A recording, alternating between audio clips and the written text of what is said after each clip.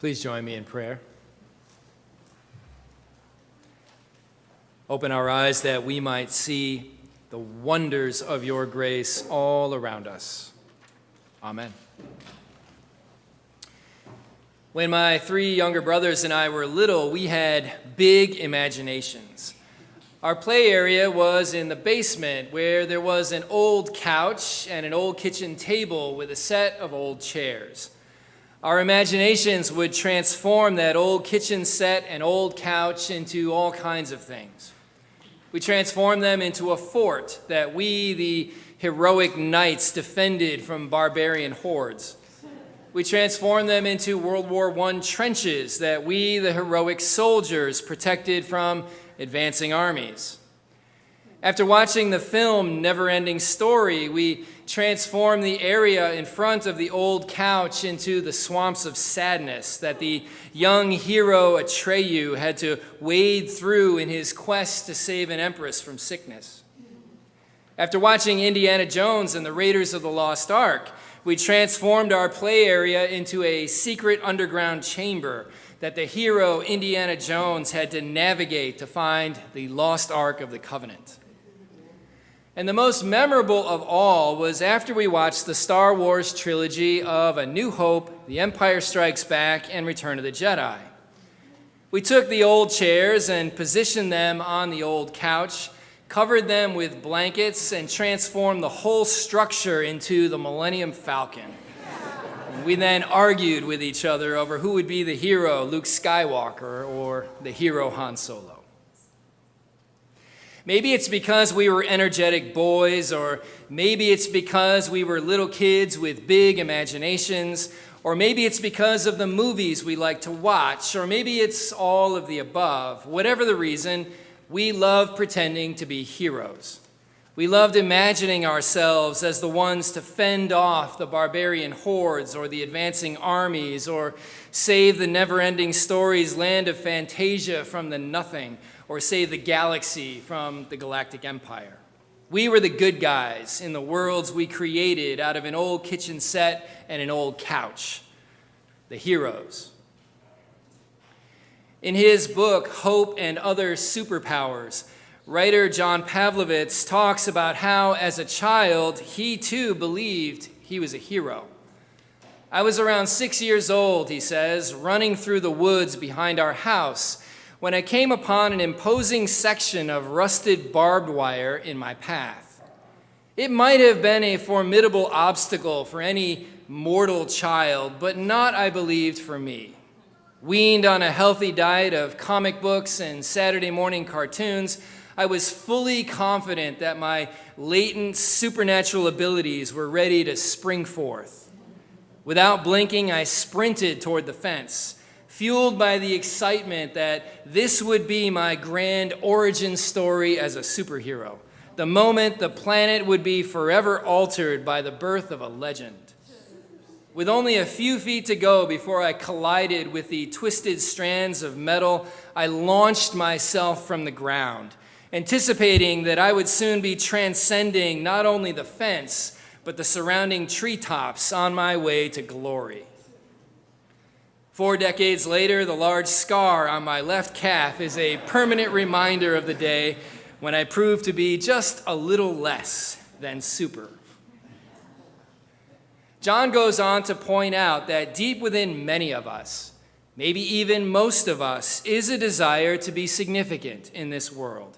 Maybe not so grand as a superhero, but at least to make a lasting mark in the brief sliver of time we're here. We want to live meaningful lives that have purpose and leave a legacy for our families and in our careers, something that outlives us. We want to do something decidedly super, says John, and most of us begin our journeys believing that we can. But then somewhere along the way, he says, we find ourselves weakened by pain and disappointment in life. We get disillusioned by our shortcomings and missteps. We get broken by cruel words people speak to us and cruel things they do to us. We face circumstances beyond our control that we weren't prepared to deal with. our dreams begin to change, and we find ourselves living lives that look different than what we imagined. As an adult, I sometimes wonder what happened to my big childhood imagination. I don't build forts for myself with the couch cushions at home, and my backyard is no longer a massive football stadium with 80,000 screaming fans. And I know I'm not Luke Skywalker or Han Solo, so at some point as I matured, my imagination changed, and I'm sure yours did as well. 2 years ago, the University of Kent's School of Psychology studied what happens to the imagination as we age. In the study, 470 people between the ages of 4 and 81 were asked to look at unfamiliar objects from past civilizations and imagine uses for those objects. The study found that with increasing age, people were more likely to imagine uses for the objects that were closer to their actual function in history. The older we get, the more practical our imaginations become. But children and younger adults in the study showed more flexibility of imagination. They came up with a larger number of creative suggestions for the objects, and their suggestions were more vivid. It wasn't that adults lost their imaginations entirely. They still came up with creative uses for the objects. It's just that their imaginations had deeper grooves in which to operate and more limits. Angela Nehut, the lead researcher of the study, summarized the findings by saying, "We don't lose our imaginations as we age. Our imaginations change. Because what we already know about how the world works puts constraints on our ability to imagine something different." It's why John Pavlovitz stopped dreaming he was a superhero. In the real world, no one can leap over treetops. And it's why my brothers and I gave up pretending to be Jedi Knights.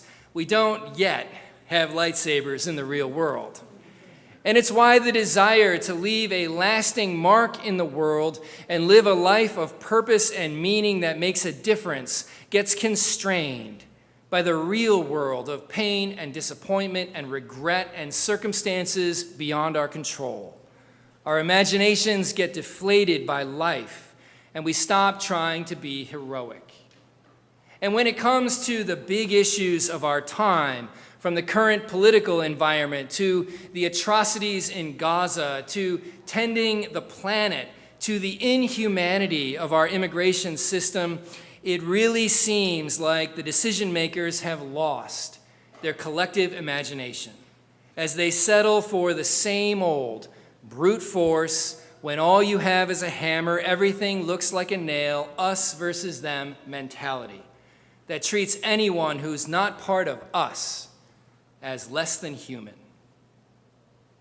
Writer Shane Claiborne once said, "Hate and violence are the instruments of those who are impatient, those who lack imagination, those who cannot wait for justice because they won't work for peace." Fortunately for us, we've got the prophets in the Bible to rekindle our imagination. We heard from two of them this morning, the prophet Isaiah and the prophet John the Baptist. Both of them have big imaginations and big dreams for the future. They're both prophets of hope, and Advent is the season of hope among many other things. During Advent, we live in hope that as God acted decisively by entering our world in a manger in Bethlehem, so God has not given up on our world, no matter how overwhelming the news might feel. Both Isaiah and John the Baptist imagined a world set right. They were prophets of restoration, who, like so many other biblical prophets, Ezekiel, Jeremiah, Amos, Micah, Malachi, etc., they peered into the fog of the future and glimpsed a light in the distance. The light of a new age of restoration when God would begin to transform the world. The The phrase in Hebrew is tikkun olam, healing the world. And all the prophets hoped for it. And all of them used imaginative language to describe it. A new covenant, a new exodus, a new heaven and earth, a time when God's Spirit would fill all flesh, an age of peace, and on it goes. No two prophets describe the light of this restorative world healing in exactly the same way. It's like being on a boat on Cayuga Lake on a foggy night and seeing a light in the distance. You can't describe what you think that light might be unless you get closer to it. And as you get closer to it, it could be another boat, it could be something on land, but until you know for sure, it remains mysterious. This is how prophetic language works in the Bible. It's like seeing light in the distance, veiled by fog, which is why there's so much room for prophetic imagination. The two prophets we heard today describe the mending of the world, tikkun olam, differently. Isaiah imagines worldwide peace. John the Baptist imagines cleansing fire. And a quick note about John the Baptist. We call him John the Baptist, but this is not the name of John's denomination, like Presbyterian or Congregational. Baptist is a word in Greek that means dipping or dunking or sprinkling. We might call him John the Douser. His hairy clothes recall the hairy clothes of ancient Israel's greatest prophet Elijah. And John's diet added flair to his rugged appearance. He ate wild honey and locusts, bugs, which was healthy, I suppose. It's got calories and protein. John's role was to prepare the way for the advent or arrival of Jesus, which is why we read about John during the season of Advent. Both John and Isaiah peered into the fog of the future, straining to see the light of restoration in the distance, and both used imaginative language to describe it. John said, "One is coming after me who is more powerful than me. He will cleanse the world with spirit and fire." Isaiah described it differently. With a huge imagination, Isaiah spoke of a shoot coming forth from the stump of Jesse, a little branch from King David's family. Jesse was David's father. The branch is a descendant of David. Isaiah spoke of this shoot in almost superhero terms. The shoot will have the spirit of wisdom and counsel and courage. He will deliver justice for the poor. The words of his mouth will be truthful words that wipe out wickedness. His arrival will transform the world. Wolves and lambs, leopards and goats will all dwell together in peace. Cows and bears will graze together. Lions and oxen will eat straw together. Babies will play near poisonous snakes and not be harmed. And the earth will be full of the knowledge of the Lord as waters cover the sea. Isaiah's imagination is huge, like the boundless imagination of a little child. The light he sees in the distance is a complete transformation of the world, tikkun olam, a mended world where the strong stop preying on the vulnerable, where children are safe, where there are no more atrocities and no more victims, because the earth will be full of the knowledge of God's ways of peace. Both John and Isaiah see something beautiful in the distance. The one sees a world cleansed. The other sees a world at peace. Both prophets can ignite our imaginations, return us to that childlike sense of limitless possibilities, recharge our hope-depleted batteries, get our creative juices flowing so we too can play a role in healing the world. We can use our imaginations. We can be heroes. Take a woman named Terry, for example. John Pavlovitz shares her story in his book, Hope and Other Superpowers. Terry, he says, is actually a literal superhero. During the days, she's a dental hygienist in Portland, Oregon, with a high school daughter and a husband of 19 years. But on the weekends, she's Rogue from Marvel's Mighty X-Men.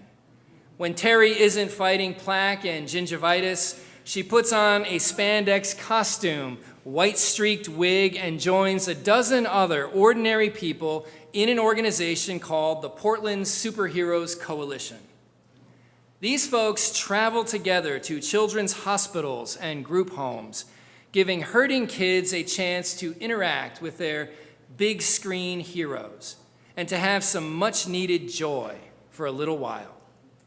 For Terry, the happiness she gives to other people gets immediately passed back to her, and she always leaves her time with children feeling lighter than when she arrived.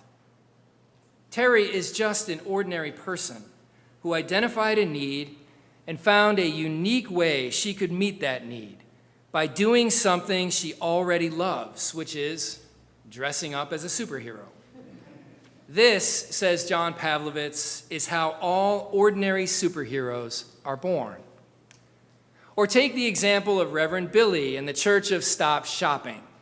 We screened the film, What Would Jesus Buy, this past Friday evening here at our church. It's about Reverend Billy.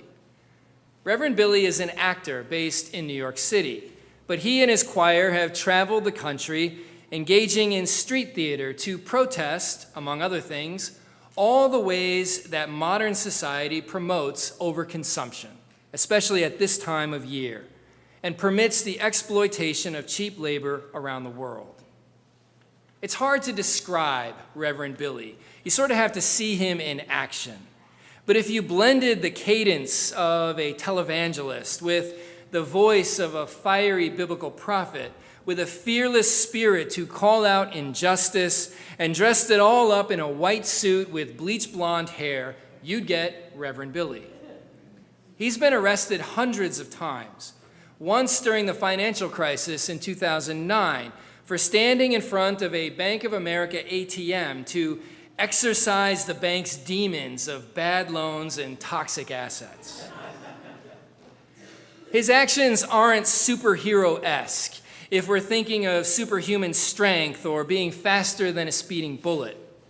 He's just an ordinary dude from the Midwest, but he has a passion for justice and a big imagination and a desire to play some role in healing the world. Tikkun Olam. Each one of us has an opportunity every day to be heroic, not in the I'm a Jedi Knight or I can leap over tall trees sort of way, but simply by seeing a need and trying to meet it.